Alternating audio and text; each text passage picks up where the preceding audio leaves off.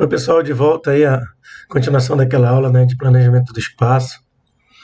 A gente vai agora passar para a parte social da casa, falar da sala de estar, né, que ela veio sofrendo aí algumas modificações ao longo dos últimos 30 anos, principalmente por causa do desenvolvimento tecnológico da televisão, do videocassete, o aparelho de DVD, né, o Blu-ray, hoje em dia os aparelhos de streaming, né, a gente vai se dedicar um pouquinho ao home, a sala de vídeo daqui a pouco, mas com a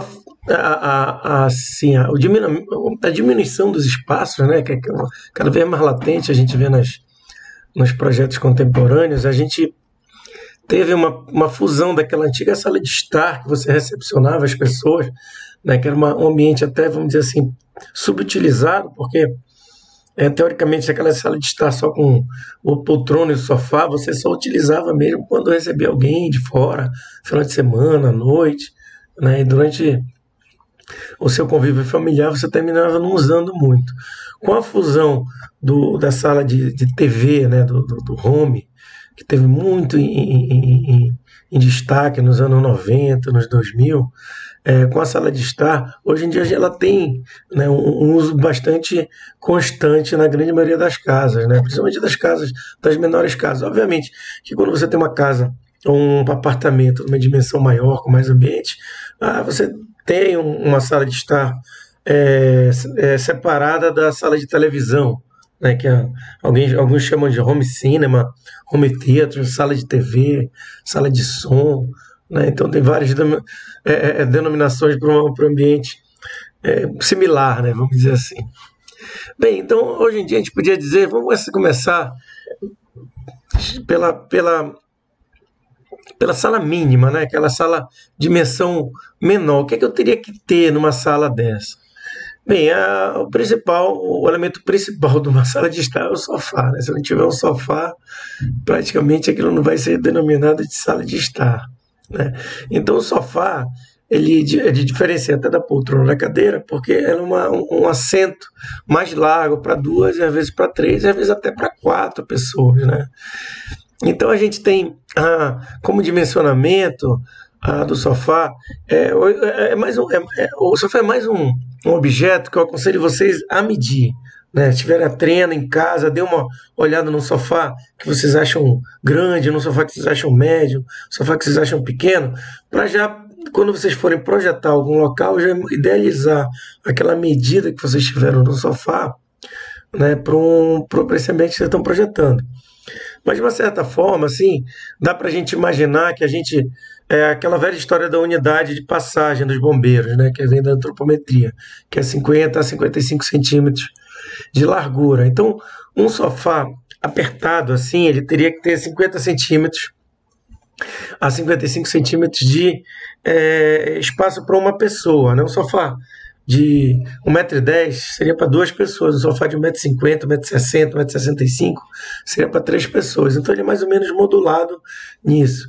Poxa, Fábio, tiver um sofá de 80 centímetros, 90 centímetros, mas dificilmente vai caber duas pessoas, né? Vai ser uma poltrona bastante confortável. Então você pode utilizar essa mesma modulação que a gente utilizou para projeto de cadeira, projeto do armário de 55 centímetros, como o que contabiliza a unidade de passagem, a unidade no caso, na unidade da pessoa sentada.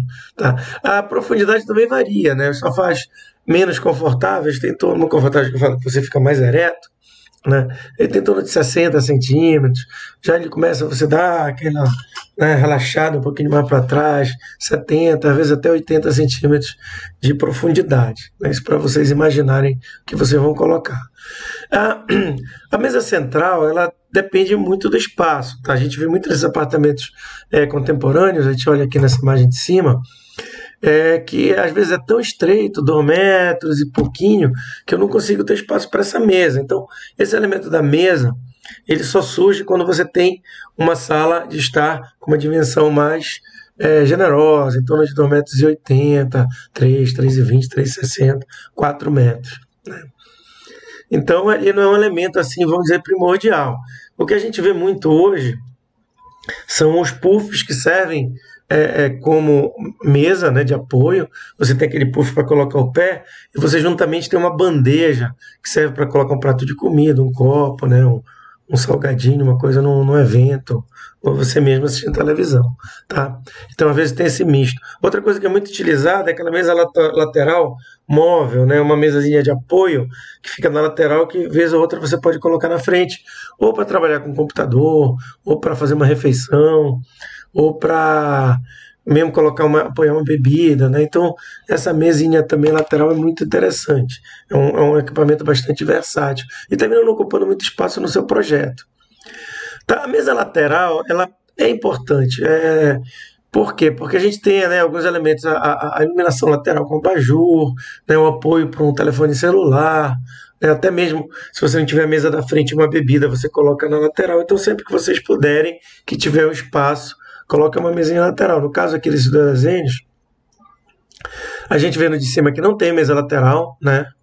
E no de baixo tem uma pequena mesa aqui, né? Aqui está identificado alguma coisa redonda, que eu acho que é aquela mesa de apoio que você vai mudando ela de local, né? Então, de repente, isso daí daria para vocês projetarem.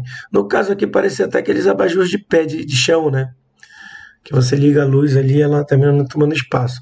Mas se vocês puderem projetar um espaçozinho para uma mesinha, sei lá, 30, 40 centímetros de diâmetro, até 60 centímetros de diâmetro, e tiver espaço, tiver local, podem colocar.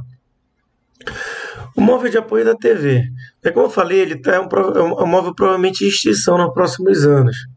Ele serve apenas para apoiar aparelhos de apoio à TV, como DVDs, TV a cabo, etc. Eu acho que na aula passada eu já citei para vocês, né, como isso está desaparecendo. Né? Hoje em dia vocês já não tem, pouca gente tem aparelho de videocassete em casa, DVD, né? A gente vê as locadoras praticamente foram extintas aqui em Belém. Os aparelhos de DVD, os aparelhos de Blu-ray, então esse daí, como eu já li uma reportagem há um tempo atrás, ele já nasceu morto, né? Quando decidiram que padrão que ia ser para alta definição, demoraram tanto para fazer essa definição, que quando ele surgiu nos Estados Unidos, o serviço de streaming, de internet, de imagem pela internet já estava bastante difundido e as pessoas nem compraram muito Blu-ray.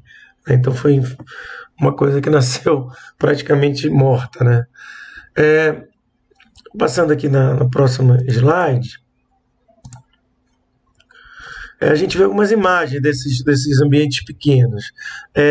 Aqui não sei dizer ao certo, mas eu acho que dificilmente essa largura aqui ultrapassa 2,40 m, acho que 2,20 m.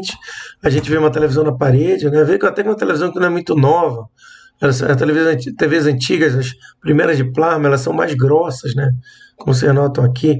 A gente vê ainda a presença do aparelho DVD lá embaixo, provavelmente é um aparelho de televisão a cabo, né? Grande ainda. Aí a pessoa compôs aqui com com os livros, né? Com uma mesa de apoio. E tem um detalhe bastante interessante que é você esconder o puff no móvel, né? Quando necessita do puff, puxa e ele vem para o centro da sala. Quando necessita, joga na lateral.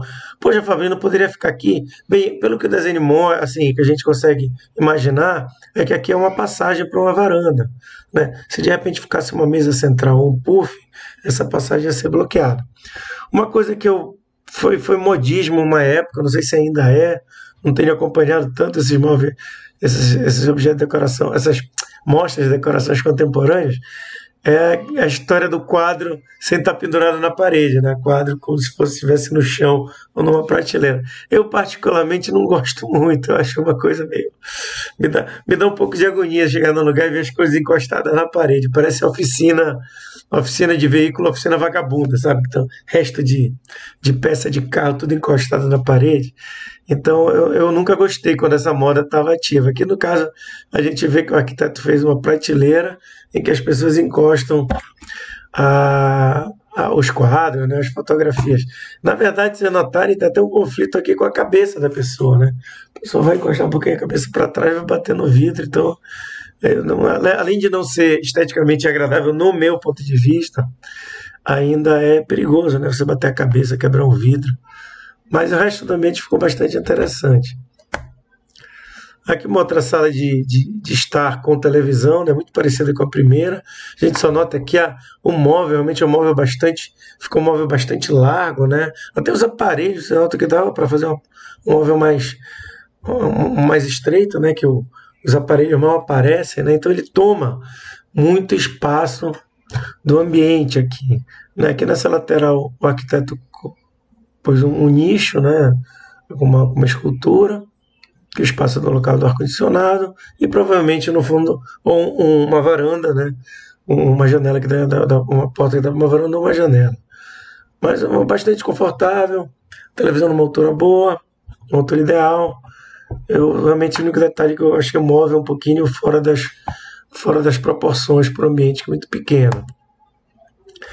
Aqui um outro bem interessante, né? Já uma cor assim mais variada, uma cor mais alegre, aqui um móvel cinza, né? E o sofá azul, com alguns outros elementos azuis também, né? Em tom pastel. A sala mesmo se confundindo com uma sala de estar, as pessoas se não notarem até por causa da cor da parede cinza, que parece mesmo que nem parece uma televisão que está ali, né? Você nota, passa, ele tem a mesma configuração de um quadro. Né? Mas o posicionamento perfeito, a distância perfeita, o móvel não é um móvel muito como outro, né? Muito largo, que toma bastante espaço. Tem aqui aquela famosa, o puff, né, do Mies van der Rohe, que ele veio para aquela feira de Barcelona em 1929, junto com aquele pavilhão. Então, esse puff você pode esconder ele embaixo do móvel de televisão também. Então, e anota aqui uma pequena lareira, né? Um elemento até estranho para a gente que mora aqui na Amazônia, mas que é bastante interessante para esses climas mais temperados. Aqui já é uma fusão bastante contemporânea também, que é o home office, né, junto com a sala de televisão, até porque às vezes ficam todos os aparelhos de alta tecnologia conectados, computador, o receiver, né, a televisão, né, o projetor.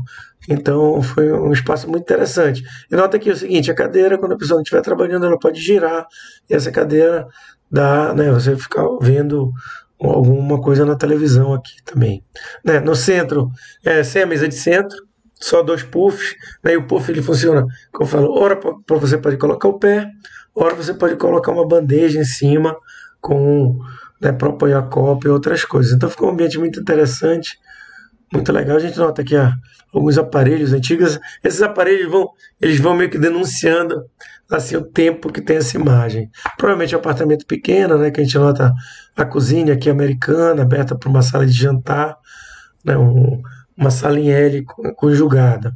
Então uma sala de estar com uma sala de jantar bastante contemporânea e num espacinho no canto ali o home office. Então ficou muito agradável esse espaço. Aqui quando a gente começa a ganhar um pouquinho mais de dimensão, qual é o outro elemento que surge?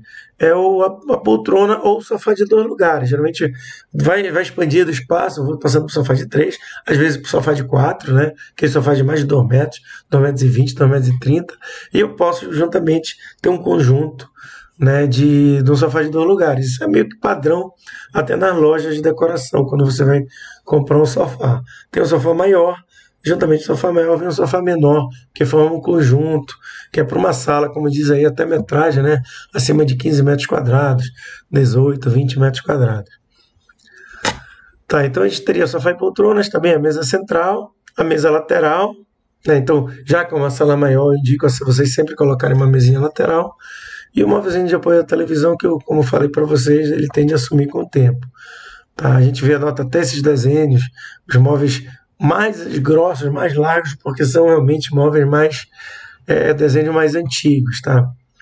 É uma coisa que é essencial, não sei se eu falei no início, mas eu falei na aula passada, na verdade, é vocês sempre posicionarem o sofá maior, né, o sofá de 2 lugares, de 3 lugares, na frente da televisão, né? Ergonomicamente é péssimo você sentar e ficar de pescoço torto assistindo uma televisão. Então, você termina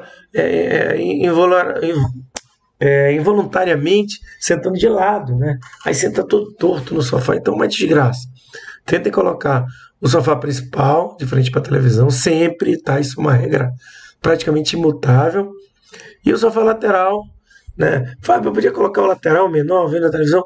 Olha, pode, mas a gente usando aquela palavra que o brasileiro gosta de gambiarra, já tem um cheiro de gambiarra o projeto, sabe?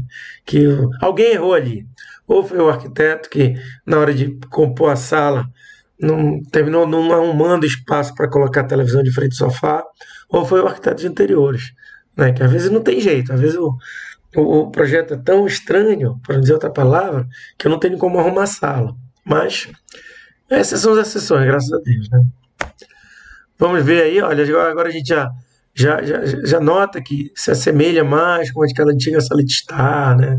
A televisão lá já é um elemento meio decorativo. É isso nesse projeto, né? A gente vê também é muito comum hoje em dia, apartamento que só tem uma sala de estar, sala de jantar, você fazer um bom home, né? Onde a televisão é o elemento principal, né? Aqui no caso, assim, o que eu percebi um pouco foi que essas duas poltronas de madeira terminaram ficando grandes demais para o espaço, né? Talvez retirar esse sofá, essa chaise longue aqui, né?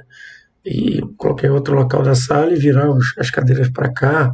Não sei, ela ficou um pouquinho apertada. Você vê que a gente não consegue nem passar aqui entre a mesa central, a chaise longue e as duas cadeiras. E é uma sala corredor, né? A gente nota aí que você passa por ela para ir para os outros ambientes da casa. Então, funcionalmente eu achei um pouco estranho, um pouco ruim, mas assim, esteticamente está muito interessante. Então, um ambiente muito interessante. Aquela iluminação na parede texturizada aqui atrás, né?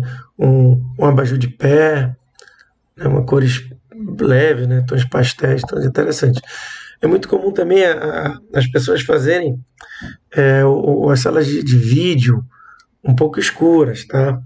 Mas isso era mais antigamente, né? Hoje em dia já não é tanto a regra geral, porque antigamente as televisões de plasma elas funcionavam melhor que em ambientes escuros. Aqui no caso é uma sala de estar, né?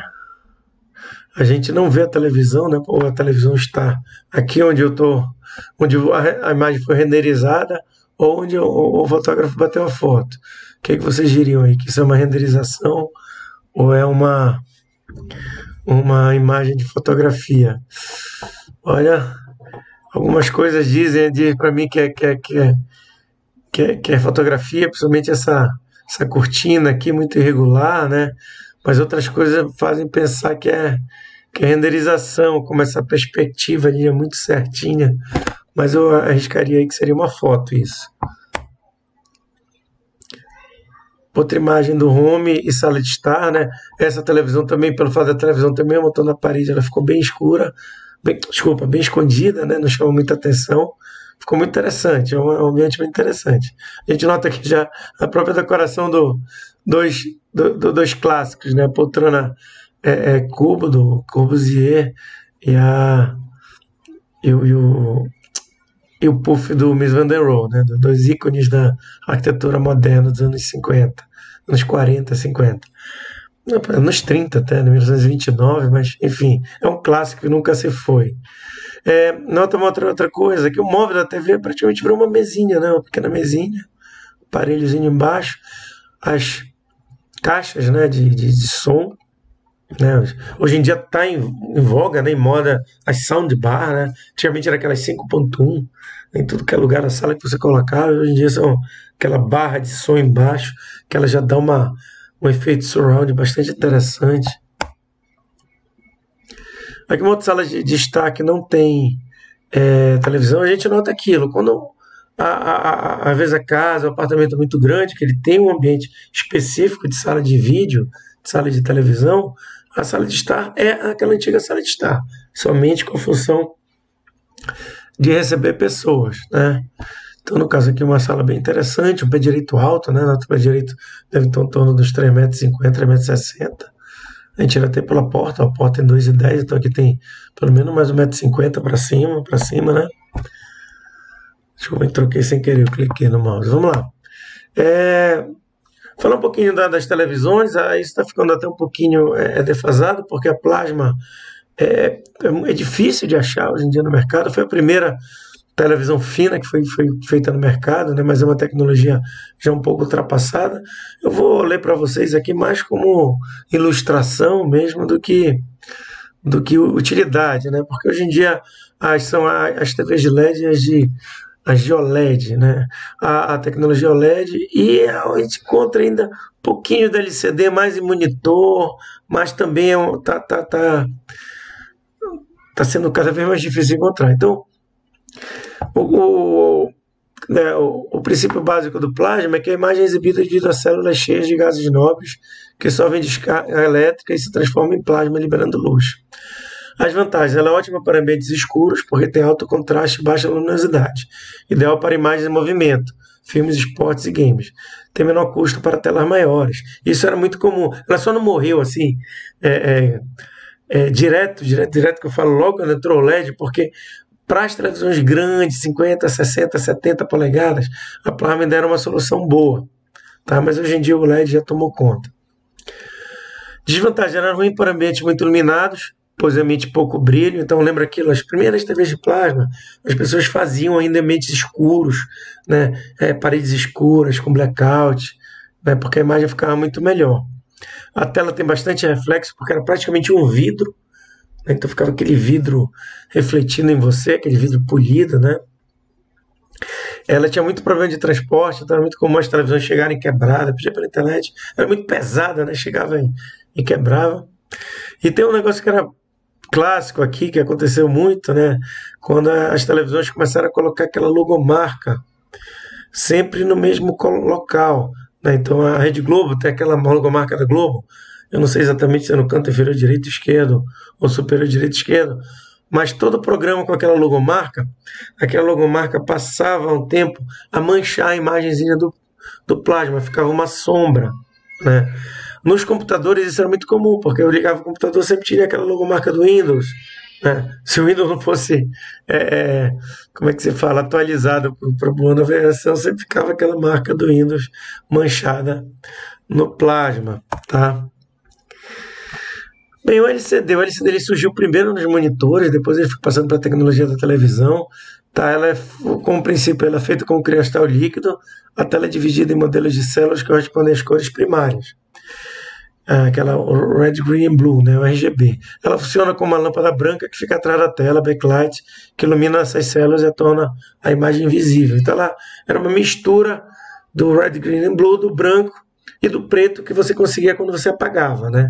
Então, por que a grande maioria das televisões, ou a maioria das televisões, ela tem o fundo preto? Porque a cor preta se conseguia com ausência de luz. Você não ligava aquele diodo, né, aquela luz, então aquela parte que ficava preta, ficava escura.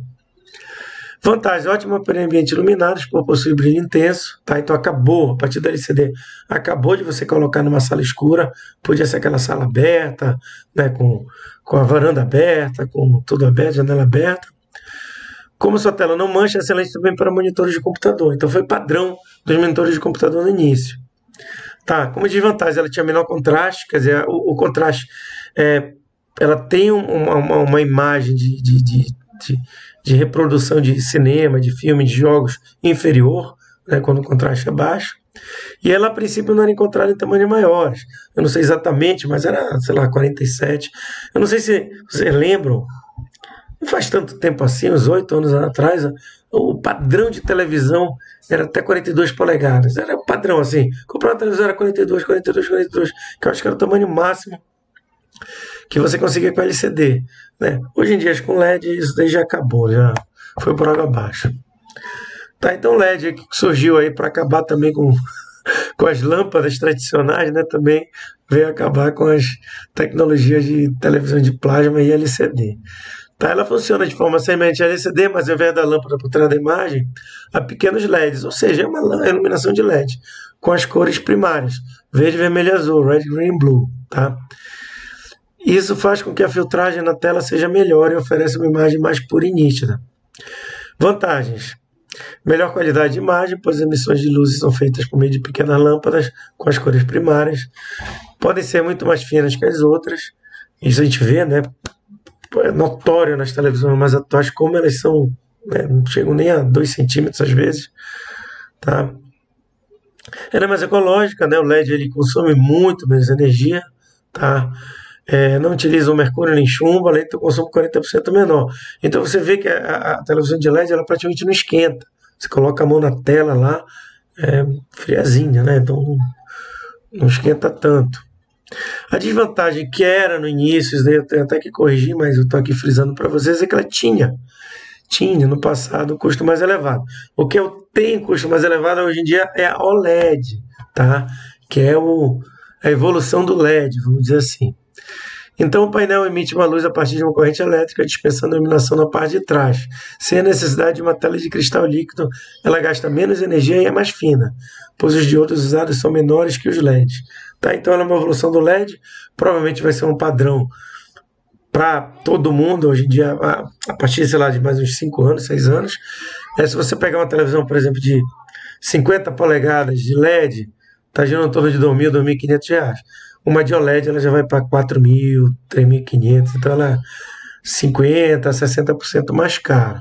Tá? Mas isso aconteceu anos atrás, quando o padrão LCD foi substituído pelo LED. A LED era mais cara e hoje em dia já virou lugar comum. Tá, como as vantagens? Ela tem melhor contraste, brilho e ângulo de visão.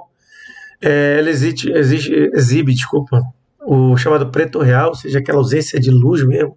Ela consegue, mesmo com ambientes bastante iluminados, ela consegue dar o preto perfeito, assim, o negro perfeito. Então ela tem pelo ela fazer o brilho claro e o escuro perfeito, ela tem uma alta taxa de contraste, que isso gera uma qualidade de imagem absurda, tá? Ela permite criar telas flexíveis e, consequentemente, televisões de formato curvilíneo e mais resistente. Né? Até anos atrás, eu tenho até uma televisão dessa Curve, né? Mas ela não virou padrão, porque, na verdade, a Curve, se você pensar, tinha até o celular Curve, né, da LG, mas a Curve, se você pensar, ela foi feita para aquele ponto central, né? No máximo 2 ou 3 pessoas não tá perdendo muito quando a tela no canto distorce. Mas se você usa para muitas pessoas, jogo de futebol, que tem umas 10, 12 pessoas assistindo, aquele ângulo já não vai ficar perfeito, né? Então, é um padrão que ainda existe algumas televisão no mercado, acho que a única que tem uma da Philco hoje em dia, Curve, né, no mercado brasileiro, pelo menos. E não sei se ainda vai continuar, né? Mas a gente vê essa tecnologia migrando para os celulares, celular que já dobra, né? A gente viu mesmo em filme de tecnologia, né? A tela como fosse um papel, que a pessoa desdobra aquela tela e ela... Bem, entre as desvantagens, ela tem uma vida útil menor, cerca de 14.000 horas de LED possui o dobro, tá? Então, aquela questão que é muito debatida hoje em dia da obsolescência programada, né? Então, com a OLED fica pior ainda, né? Eu não sei quanto dura uma televisão com você, mas a experiência que eu tenho aqui em casa, na casa dos meus pais, foi praticamente com 10 anos, 11 anos, a televisão ela pifava, aí você levava para o concerto, aí tinha aquela velha história de não ter peça, né? E além de não ter, mas às vezes o fabricante, né? Eu tenho a televisão aqui na minha casa que ainda funciona, Gradiente, que é uma marca que não existe mais. Uma que foi em 2008 que eu comprei há 12, 13 anos atrás e ela pifou recentemente. Era uma Sharp, também não encontra mais no mercado, então tem essa dificuldade, né? Ela, depois de 10, 12 anos, ela vai quebrar e você provavelmente não vai encontrar peça de reposição, até porque, além dela ser muito antiga, foi uma marca que já não está no mercado. Mas, enfim, ela tem um consumo ainda menor que as TVs de LED, né? Só terminando de ler. A vida útil menor, né? Isso a gente já leu. E é uma tecnologia que não é unanimidade. Muitos fabricantes não aderiram. Eu não sei porquê, isso eu teria que ler um pouquinho mais a respeito. E o custo ainda é elevado, né? A gente viu aí que é 40%, 50% mais cara do que a televisão de LED, que já é uma televisão muito boa, né? Vamos dizer, uma imagem de uma televisão 4K de LED é uma perfeição que... Tem uma coisa muito interessante que eu acho, assim, é uma coisa específica, mas que às vezes nós arquitetos não levamos muito em consideração. Quando tem muito arquiteto que que é especialista em projetar home cinema, né? Então, é, principalmente a gente que trabalha muito com computador CAD, às vezes que é uma tela maior, né? Tem uma característica da televisão que vocês têm que levar em consideração quando estiverem trabalhando com isso. Eu chamo de input lag. Input lag é o tempo de resposta de uma televisão, vamos dizer assim. Eu dou o comando no computador ou num game e o tempo que ela vai levar para aquela imagem reagir. Quer dizer, aqui no meu mouse, né, eu mudo ele para a direita, a imagem já mudou. Mudou para a esquerda, a imagem já mudou. Eu estou, no caso, num notebook, com televisão provavelmente de televisão já com tela de LCD. Né? Então a imagem é bem momentânea, mas existem algumas televisões em que o put lag demora. Vou dar um exemplo prático para você, não é fazendo propaganda, nem nada, mas eu comprei uma televisão um tempo atrás 4K para trabalhar no meu escritório, né, para colocar aquela imagem 4K, né, no CAD, no AutoCAD. E quando eu fui começar a trabalhar com ela, nossa, não conseguia, porque eu mexi o mouse mexia meio segundo depois. Cara, esse meio segundo você vai dizer bobagem, não é bobagem. Não é bobagem. Aquilo, pô, às vezes você tem que colocar naquele quadradinho certinho, né? Então, jogava pra cá e tinha que jogar pra cá e voltava e voltava. Cara, eu terminei vendendo a televisão, consegui vender a televisão. A imagem era perfeita, muito legal, era uma televisão Philips, mas tinha esse problema do input lag. Depois eu fui lendo, né? E fui vendo que existe na internet você vai encontrar aí alguns sites específicos que você coloca o modelo da televisão, ela diz, porque isso inclusive é uma coisa que não tem no catálogo da televisão, tá? Você tem que descobrir por outros sites, quer dizer, pessoas que vão testar, né? Então, a gente vê que o excelente seria menor que 20 ms, tá? Microsegundos. Vocês vão ter que a bom de 21 a 40 microsegundos, você teria que procurar numa tabela, tá? Razoável de 41 a 60 microsegundos e ruim acima de 61. Bem, pela experiência que eu tenho já, a Samsung é uma televisão muito boa em relação ao input lag, tá? Essa Philips que eu comprei não era boa, era uma 4K que ela tinha essa resposta que demorava mais, e eu não saberia dizer das outras. Eu uma vez vi as LGs também tinham um input lag bom, tá? Eu acho que não era excelente, mas era bom. Então era só para vocês tomarem cuidado quando estiverem montando uma sala de televisão, principalmente se tiver um computador funcionando na televisão, ligar a TV, ou não é muito minha praia, mas um game, tá? Que eu também, as pessoas que trabalham com game falam que é irritante você trabalhar tá jogando com uma televisão que tem um input lag grande, tá? Acima de 50 ms. Bem, aqui uma doidice, uma loucura que é hoje em dia, né? São as resoluções de vídeo, né? A VGA, a XVGA, WXGA, né? WSXGA, Full HD, 4K, né? A 720p. Então aí tem uma comparação que vai desde das antigas televisões, né, que tinham 480 linhas aqui, ó, a WVGA, que eram os videocassetes, né, as televisões, até hoje em dia as 4K. Na verdade já existem as 8K. Deve existir até coisa maior, mas no mercado você já consegue comprar uma 8K. Não sei se no Brasil já deve com certeza conseguir, mas no Japão, outros países mais avançados, já existem televisões de 8K, que é a Ultra HD, essa é a Ultra HD, né? Que ela é mais utilizada hoje em dia, não muito para assistir filmes, para entretenimento, mas para cirurgias, né, médicas, avaliações, a pessoa vê o paciente, né, que é praticamente se você estivesse ali ao vivo.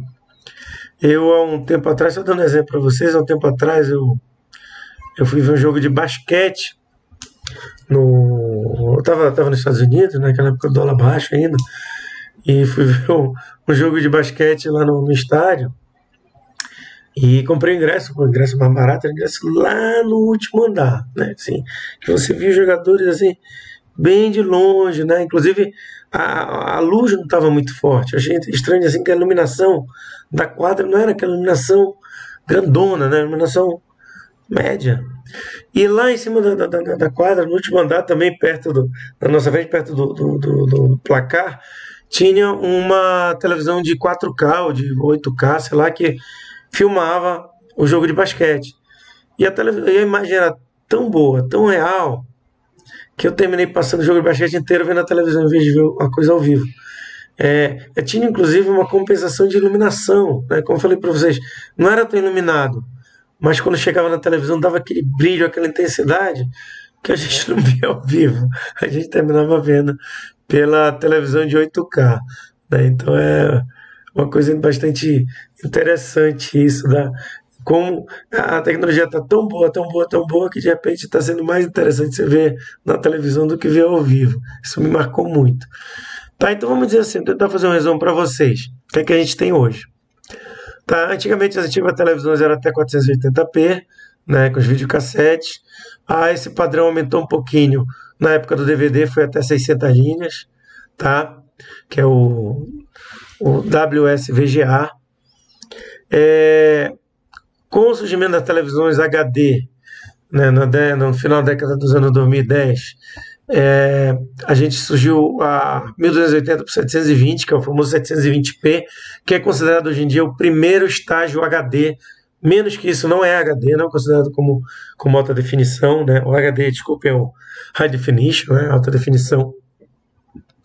Aí veio um padrão que ficou durante muito tempo considerado muito bom, que é o HD, que é o também chamado de Full HD, é o 1080 pontos, tá? Que é o 1920 por 1080. Hoje em dia, se você for comprar uma televisão, um monitor, a grande maioria das televisões vai ser ou a Full HD, né, 1080p, ou a 4K, que já é o dobro, né? Que ela tem 4096 por 2160. É interessante como, apesar dela ser o dobro de definição, o preço dela é muito assim competitivo. Não chega, às vezes, a 10% mais caro a 4K.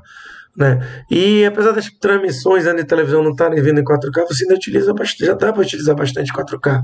Duas coisas básicas. Toda televisão tem aquela entradazinha de USB, né, para você ver foto. E quando você vê foto numa televisão 4K, ela obviamente vai exibir todo o esplendor, né, da sua fotografia digital naquela tela. Então, às vezes, até assusta. Você está vendo uma televisão normal, não, tem que ter uma imagem boa e tal. Né? A gente consegue já ver hoje em dia, né, nas novelas, no jornal, né, o fio de cabelo do apresentador, né, a ruga do apresentador, uma coisa que a gente não via. Né? Só que quando você coloca um pendrive USB com uma foto batida numa câmera de, sei lá, de 12, 15, 20 megapixels, nossa, você nota que a foto realmente fica muito precisa, né? Muito real, tá? E a utilização é para computador, tá? E principalmente para nós arquitetos, você comprar uma televisão 4K e utilizar de monitor é uma coisa muito interessante. Só tome cuidado em relação à placa de vídeo, tá? Tem que ter uma placa de vídeo dedicada, né? Acima de 2 GB para funcionar, senão ela termina que o computador recusa, né? Eu vou dizer, olha, a televisão é de 4K, mas eu não consigo exibir. Né? Então tomem cuidado contra isso. Então aqui no caso o céu é o limite, não sei. Mas provavelmente daqui a 10 anos, quando vocês estiverem formados, já trabalhando aí no mercado, o padrão vai ser hoje em dia como é a Full HD a 4K, vai ser a 4K e 8K. Tá? Então a 4K nada mais é do que 4 vezes a Full HD, tá? Full HD 1920 por 1080, a 4K 4096 por 2160. Bem, aqui é aquilo que eu falei para vocês, né? A televisão antiga era em VGA, né? Até 480 linhas. A DVD foi um padrão de 600, que foi aquela imagem mais pura, né? Mais precisa, que foi uma imagem digital, não era uma imagem analógica. Né? O XGA foi o padrão de computador no início. Né? Aliás, o início era de 600, depois passamos para os HD de computador, que era 1024 por 768. Era na época de estudante, era meu sonho de consumo, era ter um computador com uma tela de 1024 por 768. Né? Aí surgiram as televisões HD, primeira leva, né, de 1280 por 720. A gente ainda encontra no mercado hoje as de 768, 760 linhas. Geralmente são monitores menores, de até 30 polegadas, tá? E a gente vem para o padrão Full HD, 1920 1080, que já são a transmissão de TV digital. A grande maioria dos monitores que você compra hoje já é Full HD, tá? E vamos aí para Ultra HD ou 4K, que é 4 vezes o Full HD, e a Ultra Full HD ou 8K, que eu na verdade ainda não vi uma televisão dessa. Mas você nota o seguinte, para ela ter uma definição tão grande assim, né, de 7.680 pontos, e você perceber com o olho humano, né, então ela teria que ser uma televisão de uma grande dimensão, né? Então as televisões 8K ela tem que ser televisões acima de 65, 70 polegadas, senão não tem sentido muito a existência delas. Então aí você retira que você tem televisões bastante cara, né?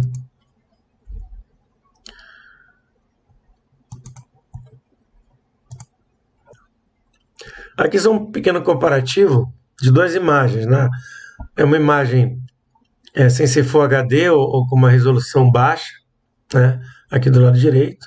E aqui do lado esquerdo uma imagem com mais pontos, né? Que você consegue detalhes aqui nessa lancha, na fachada do prédio, né? Aqui é a Baía de Sydney, na Austrália. Tem um conceito que é muito utilizado pela Apple, né? Pelo fabricante Apple, que chama tela de retina. O que é tela de retina? Ele chama de tela de retina quando os pontos são tão juntos, né? Tão próximos entre si, que você já não percebe no olho humano, você pensa que é uma imagem real, né? A grande diferença é que na imagem real a gente vê em 3 dimensões, né? Por causa dos 2 olhos. E na imagem de televisão, ou de celular, ou de tablet, como no caso da Apple, você vê em 2 dimensões. Então, você não tem essa sensação de ser uma imagem real exatamente pela questão da visualização em 3D. Mas, pela definição de imagem, né, a tela de retina seria aquela que você não consegue identificar os pixels, né, os pontos em olho nu. Tá? Então, é aquela imagem que é praticamente uma visão perfeita. Tá? Então você vai falar, tem tela de retina, tela de retina não é um número de pixels, tá? Mas sim uma proporção número de pixels e tamanho de tela que vai desenvolver aquilo que você... E até a distância que você está vendo, né, da televisão, que vai determinar essa imagem perfeita. É um conceito bem abstrato, assim, que é muito utilizado, explorado pela Apple. Aqui poxa, Fábio, qual é a televisão que eu compro? Cara, eu compro uma televisão de 40, 50, 60, 70. Geralmente o que a gente vê muito aí é até onde o dinheiro vai, né? As pessoas têm dinheiro, o cara tem 5 mil reais aí para gastar numa televisão, compra uma de 60 polegadas, 65, né? Não, Fábio, só tem uns 2.000, 2.500, vai numa de 50, 58, né? Dá para comprar até uma de 58 polegadas com 2.500 reais. Então, o ideal é você saber, né, um pouco o tamanho daquela sala que você vai usar para não comprar uma televisão, nem que seja muito grande, nem que seja muito pequena. Então, aquelas primeiras salas que a gente viu ali de 2,40 m, 2,20 m de largura, o cara comprou uma televisão de 65 polegadas, pô, que vai tomar a parede inteira. De repente dá uma sensação legal. Eu, no fundo, como gosto de cinema, ia adorar, né? Mas eu sei que ficasse um pouquinho estranho, um pouquinho fora de proporção na sala, esteticamente falando. E também quando você compra uma televisão muito grande, é bom que ela seja 4K mesmo, tá? Para que tenha uma resolução boa de você conseguir assistir de perto. Porque senão você vai ver de perto, é a mesma coisa que eu encostar a tela no computador aqui e ver aqueles pontos, os pixels, né? Então não vai ficar muito interessante, tá? Então aqui é uma pequena tabela de o que seria ideal, né?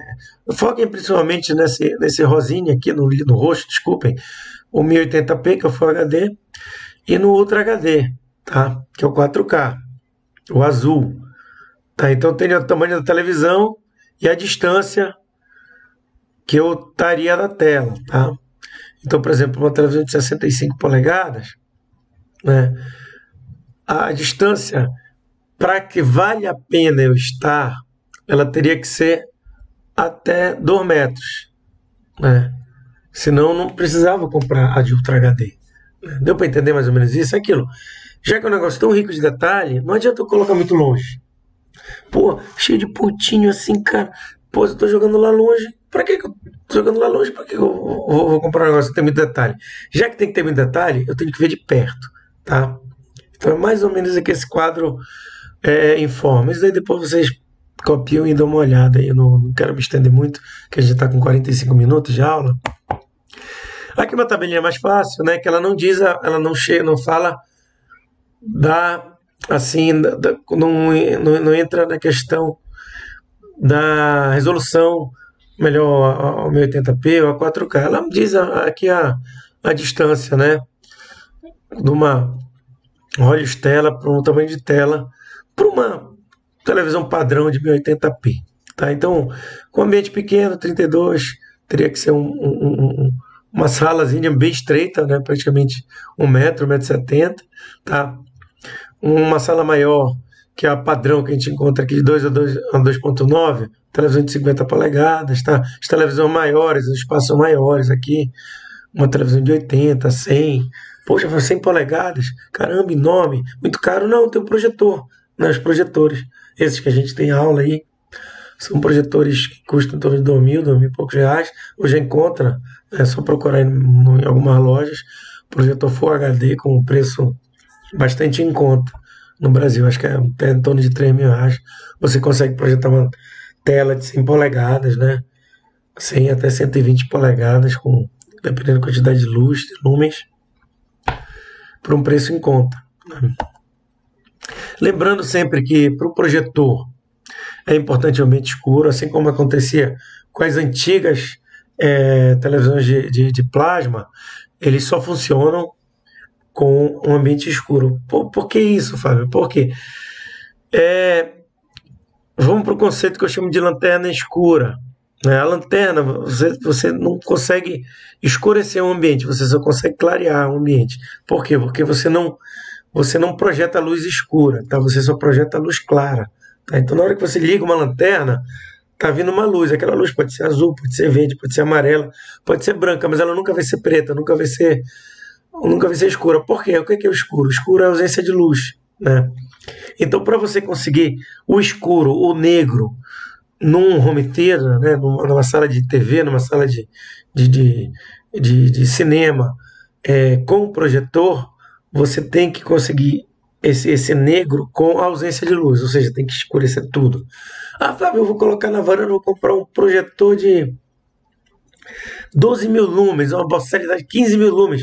Cara, você vai ter tanta luz ali que vai doer seu olho, mas você não vai ter o negro. Por quê? Porque o negro é ausência de luz. Então não adianta, às vezes, ter muita luminosidade se você não tiver ausência de luz. No caso desse ambiente aqui, o arquiteto usou uma persiana horizontal. A persiana horizontal ela não é muito boa para blackout. Tá?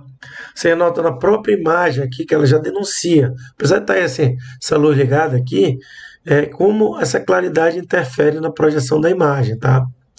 Então o arquiteto acertou aqui nas cores escuras, teto escuro, até, né, depois do nicho, uma cor escura, a parede com uma cor escura, né, o fundo com uma cor escura, o móvel com uma cor escura, mas ele errou na persiana, é uma persiana que permite a entrada de luz.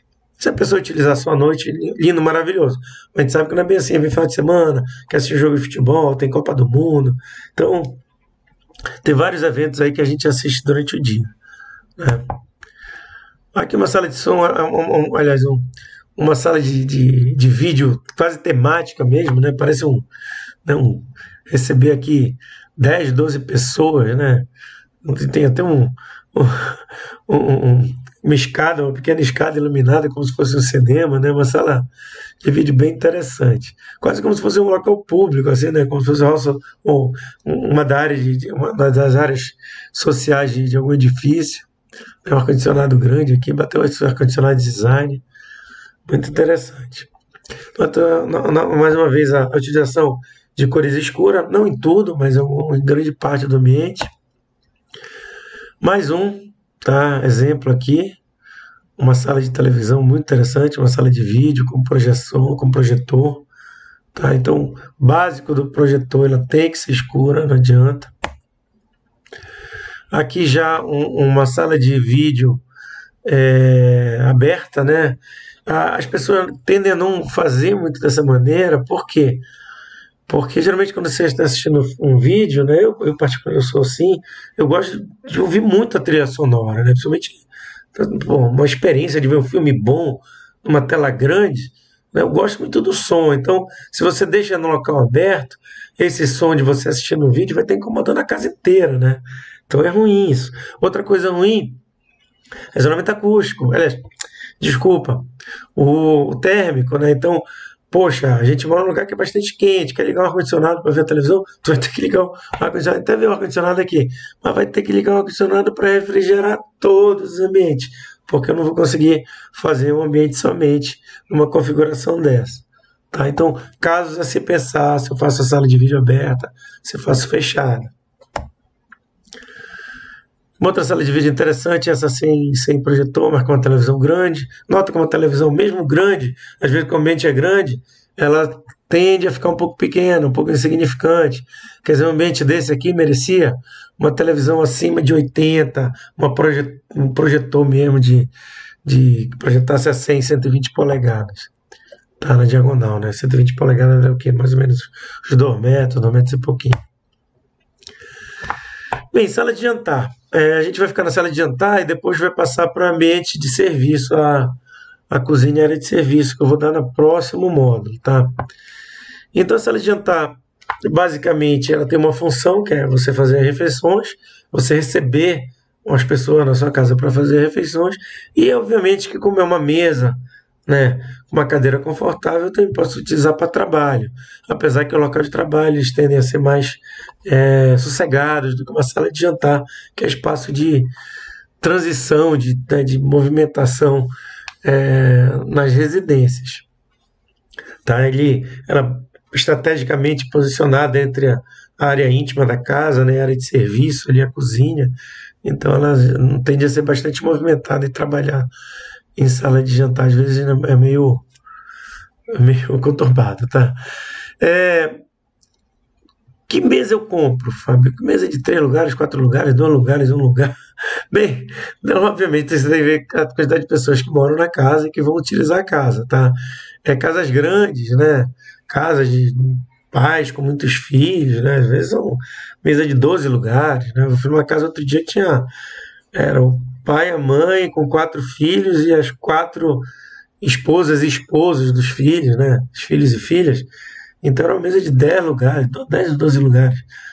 Então era gigante ali, né? Ela queria todo mundo almoçando, fazendo uma refeição. Obviamente, para isso você precisa ter uma sala grande, né?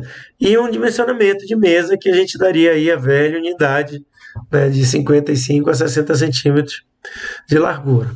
Isso é um outro ambiente que eu convido vocês a medirem em casa, tá? Vejam um distanciamento adequado quando vocês estiverem fazendo a refeição e dê uma medida, né? Eu considero 60 a 65 ideal, tá? Menos que isso fica um pouco apertado, tá?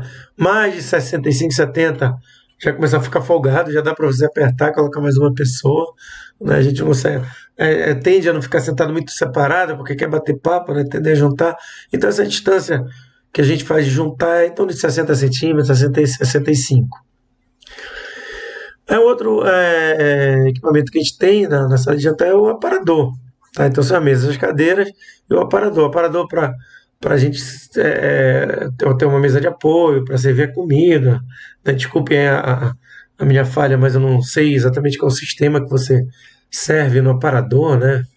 Não sei como é que chama esse, mas você pode servir, em vez de ter os pratos servidos na mesa, você pode deixar os pratos separados, as pessoas se servem no aparador e sentam à mesa. Então, o aparador é muito útil, né? Aqui no caso a gente vê para colocação de copo, então você colocar uma máquina de café, colocar uma sobremesa, servir a própria refeição e aparador é muito interessante. Então seria praticamente um equipamento indispensável, vamos dizer assim, indispensável é mesa e cadeira, mas se tivesse que ter um segundo, um terceiro, né? Desculpem, equipamento seria o aparador.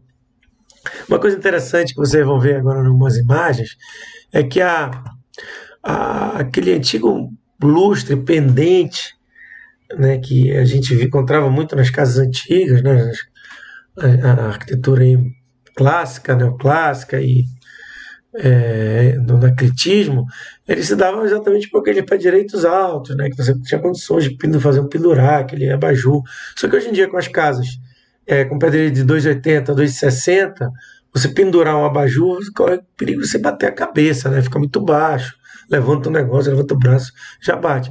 Então, onde é que ele é utilizado? Ele é utilizado justamente na sala de jantar, né? A gente ainda vê as pessoas no meio da mesa com aquele lustre, né, pendurado no meio da mesa. Por quê? Porque o local que está a mesa ninguém vai passar e bater a cabeça, né? É interessante isso. Aqui a gente vê locais pequenos, tá? Aqui uma mesa encostada. Poxa, vai encostar a mesa?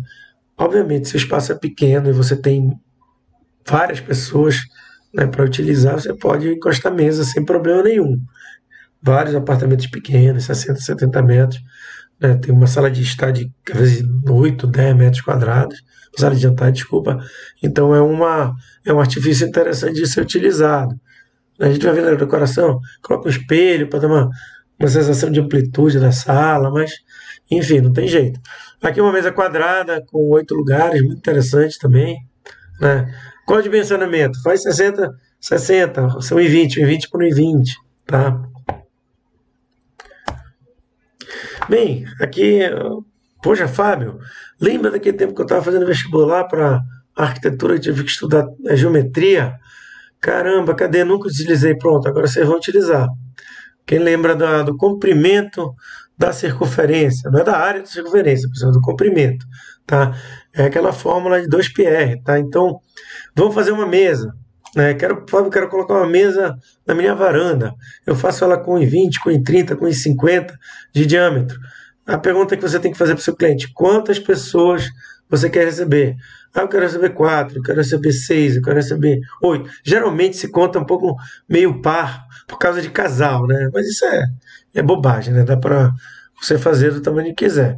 Então, vocês pegam aquele número π, vocês devem lembrar que é o 3,14, 15, 926, 54, né? 3,14, multiplica por 12 e multiplica pelo raio, tá? Então, eu vou pegar aqui o celular de apoio aqui do lado, né? Deixa eu ver se eu consigo pegar o celular do computador aqui. A calculadora, desculpa, do computador. Está aqui do lado, né? Então, se eu utilizar aqui uma mesa de 1,20, por exemplo, pessoal. 1,20 é 60 de raio, tá? 0,6. Opa, desculpa. Vou voltar aqui. 0,6 multiplicado por 3,14, que é o π, multiplicado por 2, eu teria 3,76, 3,76, 3,77. Aí eu vou dividir isso aqui por 60, tá? 0,6, 60 centímetros. Eu teria uma mesa para 6 pessoas confortáveis, tá, pessoal?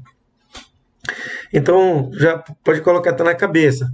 Mesa de 1,20 de diâmetro daria para 6 pessoas sentadas confortáveis. Fábio, para 7. Deixa eu voltar essa conta aqui. Ó. Não sei como é que eu voltava aqui, mas deu 3,76, não foi isso?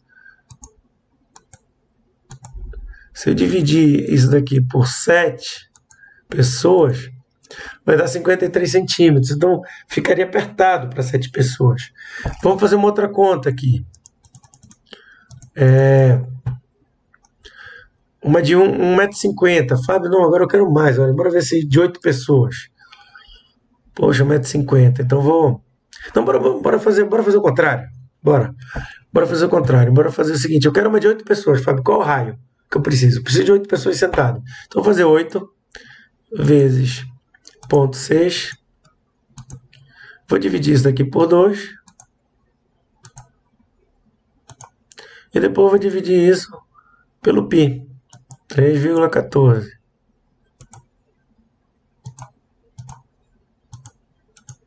Então seria 76 centímetros de raio. Vezes 2.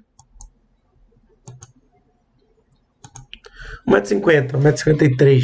Tá? Então, a de 1,20 seria 6 pessoas.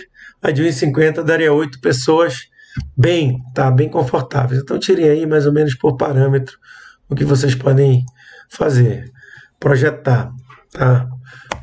Eu trabalhei com uma arquiteta de São Paulo, a Ione Fiuza, que ela adorava mesa com elipse, né? Mesa com elipse, né? Em forma de elipse. Né? E a elipse é um pouquinho mais complicada de você fazer o comprimento, tá? É uma fórmulazinha aqui bem mais complicado. Então, pô, Fábio, não tem condição de fazer essa fórmula. Pega a lactrina, faça linearmente o comprimento e divide por 60 centímetros para você ver quantas pessoas ou quantas cadeiras até você vai ter que comprar para a mesa, tá?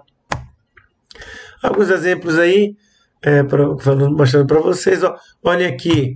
Aqui a gente vê que é um apartamento bastante pequeno, né, com a mesa encostada na parede, e a utilização do espelho. Né, o espelho dá aquela sensação de amplitude no apartamento. Né. Aqui já é um espaço. Opa, desculpa, deixa eu voltar aqui sem querer pluguei. É um espaço um pouco maior, mas é porque a mesa ficou encostada, né, longitudinalmente. Né? Isso é meio que muito utilizado em cozinha, para ter aquela áreazinha de circulação, eu posso encostar a mesa, em vez de ser lateralmente, colocar na longitudinal, né? Que foi essa mesa amarela. Tá? Aqui era também até uns 6 anos atrás, era meio que moda isso, era a utilização do cimento queimado com amarela. Vi vários arquitetos trabalhando com esse tema, assim, essa tonalidade, né? O amarelo e o cimento queimado. Aqui uma renderização de uma sala interessante. Nota aquilo que eu falei para você do abajur, né? Utilização do abajur em cima da mesa, tá? A mesa aqui, isso daqui eu acredito que não seja uma televisão, não, seja um quadro, né? Parece um pouco uma TV, pelo reflexo, mas... Aqui a mesa redonda de 1, 2, 3, 4, 5, 6, 7, 8 lugares, não é isso? Então, essa daqui é provavelmente uma mesa de 1,50 m, nota até que a sala é uma sala grande, né? Então daria para colocar uma mesa maior? Daria. Mas a mesa de 1,50 m já é uma mesa para 8 pessoas, né? Então, uma mesa de 10. Às vezes a mesa fica tão longa a circular que você não consegue alcançar o centro dela, né?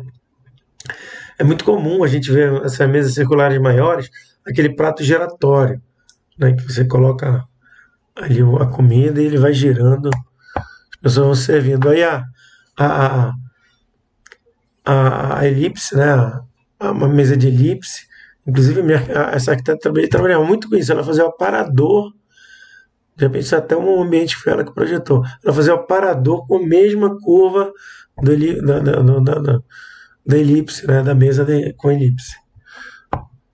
Muito interessante. Aqui é uma mesinha de jantar numa cozinha aberta, né? Então, existia, né? A gente vai falar assim no passado, existia no banheiro, bidé, como eu falei no ano passado, existia um ambiente dentro da cozinha que se chamava copa. Né? Muita gente ainda lembra da copa, óbvio, porque não, ainda é recente, mas é outra coisa que está desaparecendo, né? A copa. Por quê? Porque a mesa de jantar integrou com a cozinha. Então, dimensionamento, geladeira e fogão. A pessoa ia deixar para falar da cozinha na próxima aula. Vamos deixar a próxima aula. Estou olhando aqui o tempo, tá com 1h03, né? Então vou dar essa pausada aqui, vou dar esse encerramento dessa aula aqui. Desculpa que eu estava passando aqui na empolgação direto e eu não queria dar mais de 1 hora de aula, não. E aí vocês ficariam com o segundo módulo aí que eu vou ver se eu libero para vocês o quanto antes. Tá ótimo, então, muito obrigado. Qualquer dúvida, contactem, tá? Um abraço.